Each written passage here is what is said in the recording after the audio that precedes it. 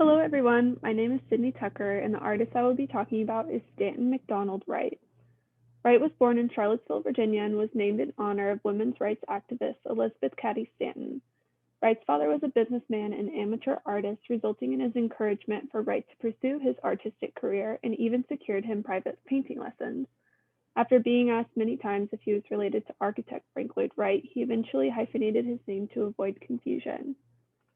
After moving to Paris with his wife and immersing himself in European art, he became highly influenced by Impressionist painters like Cezanne and Matisse, and focused on the reverberations of color while studying at multiple schools in Paris, one of them being École des Beaux-Arts.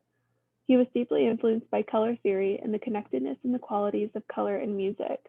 By working with his fellow colleague Morgan Russell, they gradually worked to create the idea of synchromism, meaning with color. Russell and Wright looked to create art that was completely free of a literal description of the world and looked to create an abstract approach to painting and its connection to music. These paintings were eventually coined with the term synchromies, based on color scales. The works were created with a purpose to evoke the same complex sensations as music. For example, in the painting below, Synchromy from 1917, the painting is composed of angular and fragmented forms and clearly asserts the primacy of color as a key component to space and form.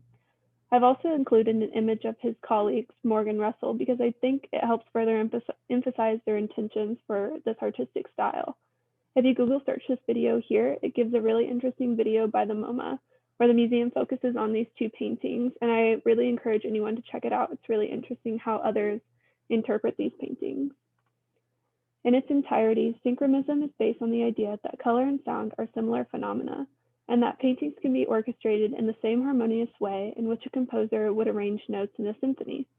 This visual connection to an idea of sound reflected a common term, synesthesia, which is a pairing of two or more senses, which was commonly used by Kandinsky in his works.